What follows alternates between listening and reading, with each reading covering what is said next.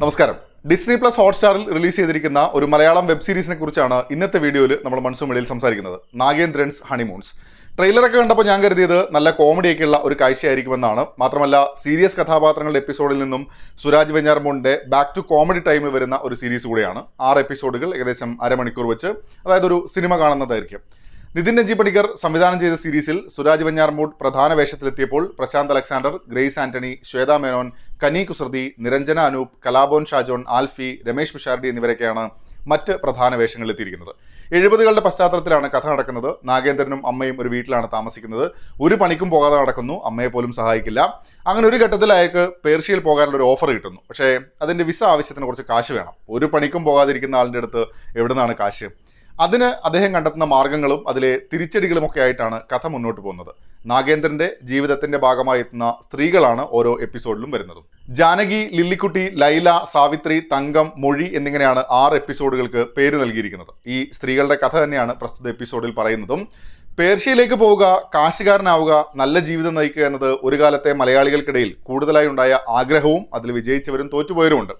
ഇതേ വിഷയം പ്രമേയമായി ഒട്ടേറെ മലയാള സിനിമകളും വന്നിട്ടുണ്ട്. നിതിൻ രഞ്ജി പണിക്കർ ആ കാലത്തെ ഒന്ന് റീക്രിയേറ്റ് ചെയ്യാൻ ശ്രമിക്കുമ്പോൾ ഡീപ്പായിട്ടല്ലെങ്കിലും അന്നത്തെ സാമൂഹ്യ സാഹചര്യങ്ങളെ കൂടെ പരിഗണിക്കുന്നുണ്ട്. ഒരു സ്ത്രീയുടെ ജീവിതം എന്നത് വ്യത്യസ്ത സാമൂഹ്യ സാഹചര്യങ്ങളിൽ എങ്ങനെയാണെന്നതിലേക്കുള്ള ഒരു എത്തിനോട്ടമുണ്ടെന്ന് പറയാം. നേരത്തെ സൂചിപ്പിച്ച പോലെ സർഫസിലൂടെ പോകുന്നു എന്ന അവസ്ഥ മാത്രമാണ്. പ്രകടനത്തിലേക്ക് വന്നാൽ സുരാജ് വെഞ്ഞാറമൂടാണ് നാഗേന്ദ്രനായിട്ട് എത്തുന്നത്. തുടക്കത്തിൽ സൂചിപ്പിച്ച പോലെ അലസനായ ഒരു വ്യക്തി. പിന്നീട് രമേഷ് പിഷാരയുടെ കഥാപാത്രവുമായുള്ള സംസാരത്തിലൊക്കെ അയാൾക്കുണ്ടാകുന്ന ഒരു എക്സൈറ്റ്മെൻ്റ് ഒക്കെ നന്നായി തന്നെ ചെയ്തിട്ടുണ്ട്. അയാളുടെ വിവാഹം മുതൽ ഓരോ ഘട്ടത്തിലും ആ കഥാപാത്രത്തിനുണ്ടാകുന്ന മാനസികമായ അവസ്ഥകളെ അത്ര ഓർഗാനിക്കായി തിരക്കഥ പരിഗണിച്ചില്ല എങ്കിൽ കൂടെയും സുരാജ് അതിനെ ഒരു പരിധിവരെ മാനേജ് ചെയ്ത് പോകാൻ ശ്രമിക്കുന്നത് കാണാം. ആദ്യത്തെ എപ്പിസോഡിലും അവസാനത്തെ എപ്പിസോഡിലുമാണ് പെർഫോമൻസ് എന്ന രീതിയിൽ രസകരമായി അനുഭവപ്പെട്ടതും. സീരീസിനെ മുന്നോട്ട് കൊണ്ടുപോകുന്നതിൽ പ്രധാനമായി വരുന്നത് പ്രശാന്ത് അലക്സാണ്ടറിന്റെ സോമൻ എന്ന കഥാപാത്രമാണ്. നന്നായി തന്നെ ചെയ്തിട്ടുണ്ട്. ഇവരുടെ കോമ്പിനേഷനും കൊള്ളാം. നാഗേന്ദ്രനെ ചുറ്റുമുള്ളവരെയൊക്കെ വിശ്വസിപ്പിക്കാൻ കഴിവുള്ള ഒരാളാണ് സോമൻ എന്നത് ഓർഗാനിക്കായി തന്നെ ഫീൽ ചെയ്യുന്നതുകൊണ്ട്. നായികമാരിൽ കനി കുസൃതി കൊള്ളാമായിരുന്നു. ട്രെയിലറിൽ തന്നെ നിങ്ങളും അത് കണ്ടിട്ടുണ്ടാകും. കുറച്ച് ചിരിക്കാനുള്ള സീനുകളും ആ എപ്പിസോഡിൽ ഉണ്ടായിരുന്നു. ഗ്രേസ് ആന്റണിയുടെ ലില്ലിക്കുട്ടി പെരുമാറ്റത്തിൽ തന്നെ ചില പ്രത്യേകതകളൊക്കെ ഉള്ള ഒരു കഥാപാത്രമാണ്. ഗംഭീരം എന്നൊന്നും തോന്നിയില്ല, എന്നാലും മോശമാക്കിയിട്ടില്ല.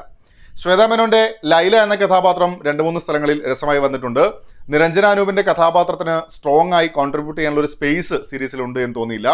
അമ്മു അഭിരാമിയാണ് മറ്റൊരു പ്രധാന വേഷത്തിലെത്തിയിരിക്കുന്നത്. ടെക്നിക്കൽ സൈഡിൽ കിട്ടലിനായി അനുഭവപ്പെട്ടത് നിഖിൽ എസ് പ്രവീണിന്റെ ഛായാഗ്രഹണമാണ്. കേരളത്തിന്റെ വിവിധ ദേശങ്ങളൊക്കെ കഥയുടെ ഭാഗമായി വരുന്നുണ്ട്. ആ സ്പേസ് ഒക്കെ നല്ല രസമായി തന്നെ സ്ക്രീനിൽ കൊണ്ടുവന്നിട്ടുണ്ട്. പ്രൊഡക്ഷൻ ഡിസൈൻ കൂടെ ഇതിനൊപ്പം പരാമർശിക്കേണ്ടതാണ്. മുൻപ് എപ്പോഴും ഒരിക്കൽ നമ്മുടെ വീഡിയോയുടെ താഴെ ഒരാളുടെ കമന്റ് വന്നിട്ടുണ്ട്, വെബ് സീരീസിന് നെഗറ്റീവ് റിവ്യൂ വരുന്നത് വളരെ ചുരുക്കമാണല്ലോ എന്ന്. അപ്പോൾ വേറൊരു വ്യക്തി തന്നെ അതിന് റിപ്ലൈ കൊടുത്തിരുന്നു, ആദ്യത്തെ 2 എപ്പിസോഡ് കണ്ട് ഇഷ്ടപ്പെട്ടാലല്ലേ ബാക്കി കാണൂ, അപ്പോൾ ഇഷ്ടപ്പെടാനുള്ള സാധ്യത കൂടുതലാണല്ലോ. 2ാമത്തെ എപ്പിസോഡിൽ പരിപാടി നിർത്തിയാൽ പിന്നെ റിവ്യൂ ചെയ്യുന്നില്ലല്ലോ എന്ന്. ഇവിടെ അത് ഓർക്കാൻ കാരണം മലയാളം വെബ് സീരീസ് ഒക്കെ ആദ്യത്തെ എപ്പിസോഡ് ഇഷ്ടപ്പെട്ടോ ഇല്ലയോ എന്നതിനപ്പുറത്തേക്ക് മുഴുവൻ കാണാം എന്ന പ്ലാനിൽ തന്നെയാണ് ഞാൻ ഇരിക്കാറ്. ഇവിടെ തുടർന്ന് കാണാൻ പ്രേരിപ്പിച്ചതിൽ പ്രധാന കാര്യങ്ങൾ എന്നത് വിഷ്വൽസ് ആൻഡ് കുറച്ചൊക്കെ പെർഫോമൻസും. രഞ്ജിൻ രാജാണ് സംഗീതം കൈകാര്യം ചെയ്തിരിക്കുന്നത്. 70കളിലെ മലയാള സിനിമയിൽ കേട്ടിട്ടുള്ള അതിനൊക്കെ വീണ്ടും കൊണ്ടുവരാനുള്ള ഒരു ശ്രമമാണ് ഇവിടെ. പലയിടത്തും എനിക്ക് അത്ര സിങ്കായി തോന്നിയില്ല എന്നതാണ് വസ്തുത. മാത്രമല്ല വലിച്ചു നീട്ടാൻ വേണ്ടി മാത്രം സംഗീതം ഉപയോഗിച്ച പോലെയും തോന്നി ചിലയിടങ്ങളിൽ. ആദ്യത്തെ എപ്പിസോഡ് കഴിഞ്ഞ് അടുത്ത എപ്പിസോഡിലേക്ക് കയറുമ്പോൾ തന്നെ ഏകദേശം നമുക്ക് മനസ്സിലാക്കാൻ സാധിക്കും ഈ സെക്ഷൻ എങ്ങനെയായിരിക്കാം ഇനി അവസാനിക്കുക എന്നുള്ളത്. അങ്ങനെ ഒരു പാറ്റേണിലാണ് സീരീസ് മൊത്തത്തിൽ പോകുന്നത്. അതിനെ രസകരമായി അവതരിപ്പിക്കുക എന്നതിൽ നിതിൻ രഞ്ജി പണിക്കർ എത്രത്തോളം വിജയിച്ചു എന്ന് ചോദിച്ചാൽ പലയിടത്തും പാളിപ്പോയി എന്നാണ് എൻ്റെ പക്ഷം. അതിൻ്റെ കാരണങ്ങൾ കൂടെ പറയാം. ഒരു എപ്പിസോഡിൽ ഒരു പ്രധാന സ്ത്രീ കഥാപാത്രത്തിലേക്ക് കഥ എത്തിച്ചേരുന്നു. അവരുടെ സാഹചര്യമൊക്കെ പറയുന്നു, കുടുംബം അല്ലെങ്കിൽ നാട്, അങ്ങനത്തെ കാര്യങ്ങളൊക്കെ പറയുന്നു. നാഗേന്ദ്രൻ, സോമൻ, പിന്നെ അടുത്തതിലേക്ക്. ഇവിടെ കാര്യമായ കണ്ടന്റ് അതിനകത്തുണ്ട് എന്നൊരു ഫീൽ ലഭിക്കുന്നില്ല. പിന്നെ പലയിടത്തും മൂവ് ചെയ്യുന്നില്ല എന്ന രീതിയിൽ കൂടെയാണ് കഥ. അരമണിക്കൂർ എപ്പിസോഡ് എന്ന് പറയുമ്പോൾ അത്ര നേരം പറയാനുള്ള കാര്യങ്ങൾ ഇല്ലാത്തതുപോലൊരു അവസ്ഥ. പലയിടത്തും സ്പീഡ് കൂട്ടിക്കാണാനുള്ളൊരു ടെംപ്റ്റേഷൻ ഒക്കെ ഉണ്ടായിരുന്നു. സ്വാഭാവികത നഷ്ടപ്പെടരുത് എന്നതുകൊണ്ട് സ്പീഡ് കൂട്ടിയില്ല എന്ന് മാത്രം.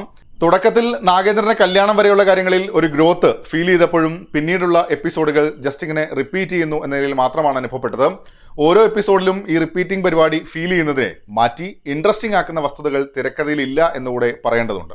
വെബ് സീരീസിന്റെ കാലത്ത് നമുക്ക് ഓപ്ഷൻസ് ഏറെയാണ്. അങ്ങനെ ഒരു സ്പേസിലേക്ക് 70കളുടെ പശ്ചാത്തലത്തിൽ ഒരു കഥ വരുമ്പോൾ ആ കാലഘട്ടം സ്ക്രീനിൽ കൊണ്ടുവരാനുള്ള ശ്രമം നല്ലതായി ഫീൽ ചെയ്തു എങ്കിലും കാഴ്ചക്കാരനെ കാര്യമായി പിടിച്ചിരുത്താനുള്ള ഒന്നും തന്നെ ഇല്ലാത്ത ഒരു വെബ് സീരീസ് ആയിട്ടാണ് നാഗേന്ദ്രൻസ് ഹണിമൂൺസ് എനിക്ക് അനുഭവപ്പെട്ടത്. ചിലപ്പോൾ കമൻറ്റ് ബോക്സിൽ കാണാറുണ്ട്, ഇയാളുടെ വീഡിയോ കണ്ടിട്ട് ആർക്കെങ്കിലും മനസ്സിലായോ ഇത് കൊള്ളാമോ ഇല്ലയോ എന്തൊക്കെയാണ് പറയുന്നതെന്ന്.